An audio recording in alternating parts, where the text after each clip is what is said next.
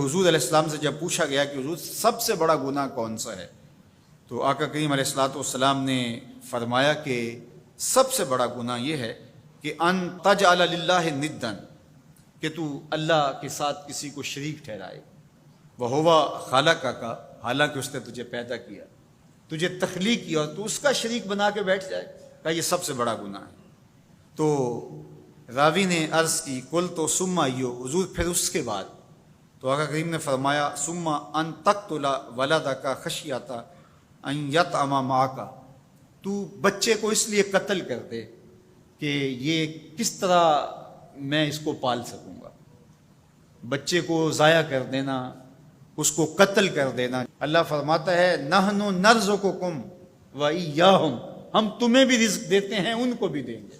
تیسری بات حضور نے فرمایا ان تزانی بحلیلۃ جارک، آپ ہمسائے کی بیوی کے ساتھ بدکاری کریں، تو یہ بڑے گناہوں میں سے۔ ہمسایہ ماں جائے کی طرح ہوتا ہے، اس کی دیوار سانجھی ہوتی ہے، اس کی عزت سانجھی ہوتی ہے، اور اگر کوئی شخص طاق میں رہے اور ہمسایوں کے گھر گھس کے ان کی آبرو ریزی کر دے، تو یہ تین بڑے گناہ جو ہیں ان میں سے ایک بڑا گناہ اللہ کے محبوب علیہ السلام نے ارشاد فرمایا۔ حضرت عبداللہ ابن مسعود رضی اللہ تعالی عنہ سے یہ روایت مروی ہے کہ لا احد اغیر من اللہ عز وجل، اللہ سے زیادہ کوئی غیرت مند نہیں ہے، اللہ سب سے زیادہ غیرت مند ہے، اور اس کی غیرت کا تقاضا یہ ہے وَلِذَالِكَ حَرَّمَ الْفَوَاحِشَ مَا ظَهَرَ مِنْهَا وَمَا بَطَنَ، کہ اس نے بے حیائی کو چاہے وہ پوشیدہ طور پہ کی جائے یا اعلانیہ طور پہ کی جائے، اس کو پسند نہیں کیا، اور اس سے اس نے منع کر دیا، لوگوں کو روک دیا، حرام قرار دے دیا،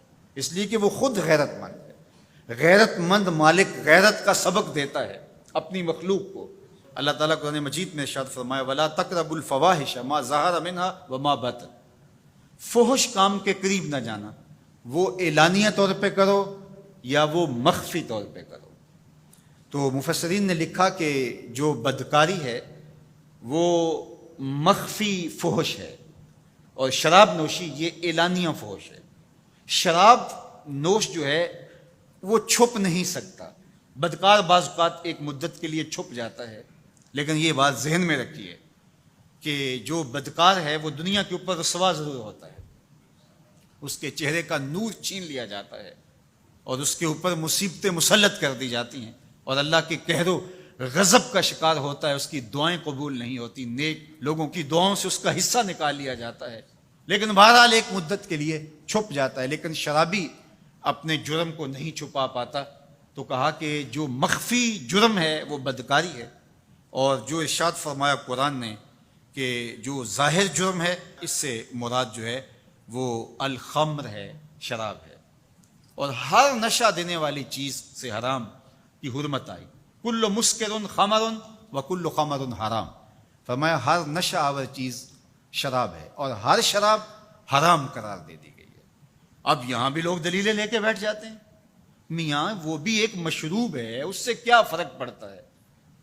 میاں جب رب نے کہہ دیا تو بات ختم ہو گئی۔ ایک یہودی کے پاس ایک مسلمان مہمان ٹھہرا، تو اس نے انگور پیش کیے، تو اس نے بڑے شوق سے لیے، تو تھوڑی دیر کے بعد وہ شراب لے آیا۔ اس نے کہا استغفر اللہ، میں مسلمان ہوں، میں شراب نہیں لیتا۔ تو اس نے ہنس کے کہا یہ جو انگور آپ نے کھائے ہیں شراب اسی سے کشید ہوتی ہے۔ تو اس مسلمان نے کہا کہ آپ کی اہلیہ کدھر ہے؟ تو وہ اپنی اہلیہ کو بلا لایا، تو کہا آپ کی کوئی اولاد بھی ہے؟ کہا ہاں میری بیٹی ہے، کہا اس کو بھی بلا لاؤ۔ تو اس کو بھی بلا لایا۔ جب دونوں آ کھڑی ہوئی تو کہا کہ یہ حلال ہے تیرے لیے، اور یہ بیٹی اسی کی ہے، اور یہ حلال نہیں ہے۔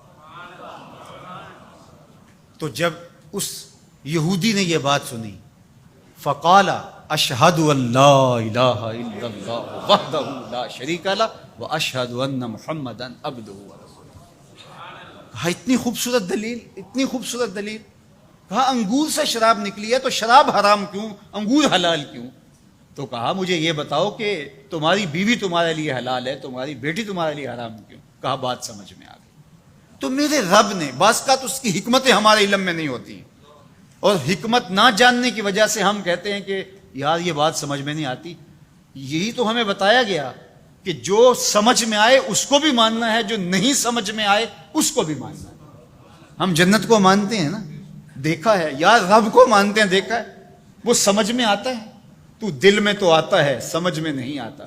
میں جان گیا بس تیری پہچان یہی ہے۔ ہم تو سب سے بڑی حقیقت کو بغیر دیکھے مانتے ہیں، بغیر سمجھے مانتے ہیں۔